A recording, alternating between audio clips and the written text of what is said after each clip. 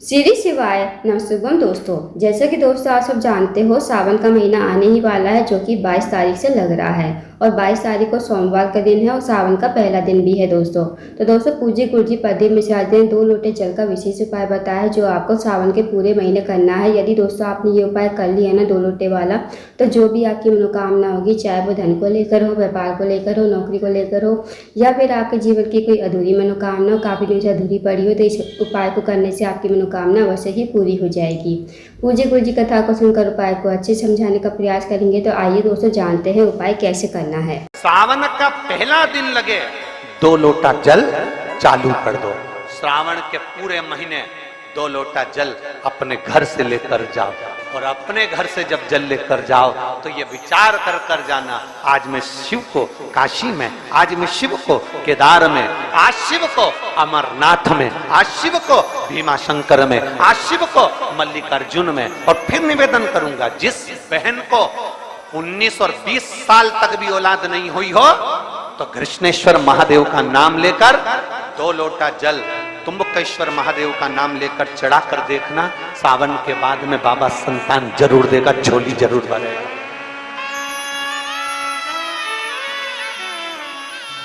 कहीं नहीं जाना, अपने नजदीक में, अपने घर के पास में, अपने मोहल्ले में, अपनी गली में, अपने चौराहे पर, अपने घर के पास में जो शिवालय हो, जो शंकर का मंदिर हो, वहां जाओ, 2 लोटा जल समर्पित करो और फिर निवेदन करूंगा, जल से ज्यादा जरूरी है मेरे भोलेनाथ जी के मंदिर की सफाई करना।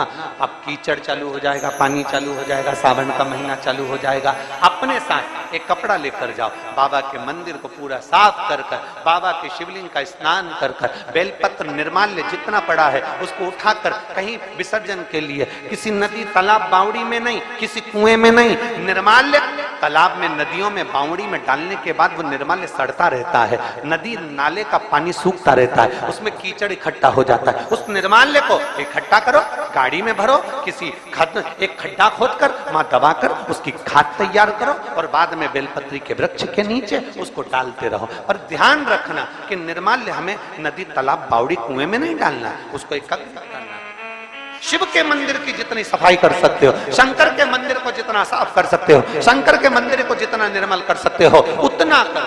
अपने मन में एक भाव बना लो, जैसे भगवान विष्णु ने एक भाव बनाया था, सावन के महीने में 108 कमल के पुष्प शंकर जी को दूंगा। पार्वती जी ने भाव बनाया था, श्रावण के महीने में शंकर जी को 2 लोटा जल समर्पित करूंगी। माता सती जो भगवान शंकर की अर्धांगिनी रही, उन्होंने भाव बनाया था, मेरे देवादिदेव महादेव को रिझाने के लिए मैं भगवान शंकर की 108 वृक्ष लता से स्नान कराऊंगी। ये अपने भीतर एक संकल्प अपने भीतर लेना है कि श्रावण के महीने में हमें शिव को कैसे रिझाना है। दोस्तों जैसा कि पूज्य गुरुजी प्रदीप मिश्रा जी ने बताया कि हमें सावन के पूरे महीने 2 लोटे जल का उपाय अवश्य ही करना है। 2 लोटे जल हमें शिवलिंग के ऊपर समर्पित अवश्य ही करने हैं, क्योंकि इस उपाय को करने से जो भी आपकी मनोकामना होगी ना, वो मनोकामना अवश्य ही पूरी हो जाएगी। तो दोस्तों 2 लोटे जल लीजिए, मतलब 2 लोटे लीजिए और उसे आपको जल से भर लेना है। अपने घर से ही आपको जल भरकर लेकर जाना है। बस आपको 2 लोटे जल लेकर शिवलिंग, मतलब शिव जी के मंदिर में जाकर शिवलिंग के ऊपर आपको श्री शिवाय नमस्ते को कहते हुए समर्पित कर दीजिए। उसके बाद दोस्तों आपको एक उपाय और करना है। आपको सावन के पूरे महीने या तो 108 चावल के दाने या फिर 108 हरे मूंग के दाने, 108 कुछ भी अनाज के दाने आप शिवलिंग के ऊपर अवश्य ही चढ़ाइए। पूरे सावन के महीने ना हो सके तो सोमवार के दिन पड़ेंगे, 4 सोमवार पड़ेंगे, तो 4 सोमवार पे आप 108 चावल के दाने या फिर 108 हरे मूंग के दाने, 108 बेलपत्र, 108 कमल के फूल, आप कुछ भी 108 चढ़ाइए। उससे भी आपकी जो भी मनोकामना होगी ना, वो मनोकामना अवश्य ही पूरी हो जाएगी। साथ ही दोस्तों पूज्य गुरुजी प्रदीप मिश्रा जी ने ये भी कहा है कि 2 लोटे जल से विशेष है आप शिव जी के मंदिर की सफाई करो। आप अपने घर से कपड़ा लेकर जाइए और आपको शिव जी के, मतलब शिवलिंग की अच्छी तरह से सफाई करनी है। इस उपाय को भी आप कर सकते हो। साथ ही दोस्तों पूज्य गुरुजी प्रदीप मिश्रा जी ने एक विशेष उपाय बताया था, जो आपको सोमवार के दिन अवश्य ही करना है। यदि आपके जीवन में धन की वृद्धि नहीं है, धन की प्राप्ति नहीं है, माता जी का आपके घर में वास नहीं है, माता ऋषि आपसे रूठी हुई है, तो आप इस उपाय को अवश्य कीजिए। इस उपाय करने के लिए दोस्तों आपको 1 लोटा जल लेना है तांबे के पात्र में, साथ ही आपको लेना है कमल गट्टा। कमल गट्टे को आपको लोटे के जल में डाल देना है और आपको चले जाना है शिव जी के मंदिर में।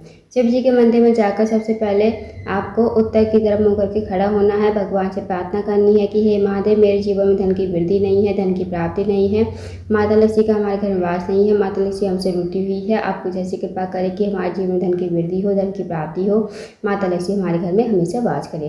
तो आपको ऐसी प्रार्थना विनती करते हुए लोटे का जल आपको शिवलिंग के ठीक ऊपर समर्पित कर देना है, श्री शिवाय नमस्तुभ्यम कहते हुए। उसके बाद आपको भगवान को प्रणाम करके विनती करके आपको अपने घर पर आ जाना है।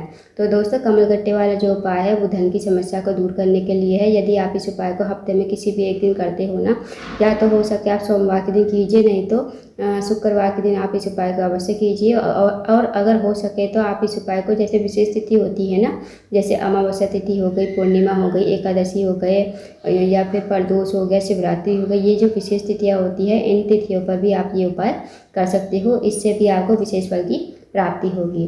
तो दोस्तों, इन उपायों का अवश्य कीजिएगा। अगर आपको जानकारी पसंद आई हो, वीडियो को लाइक करें, शेयर करें, चैनल को जरूर सब्सक्राइब करें, कमेंट बॉक्स में श्री शिवाय नमस्तुभ्यम हर हर महादेव जरूर लिखें।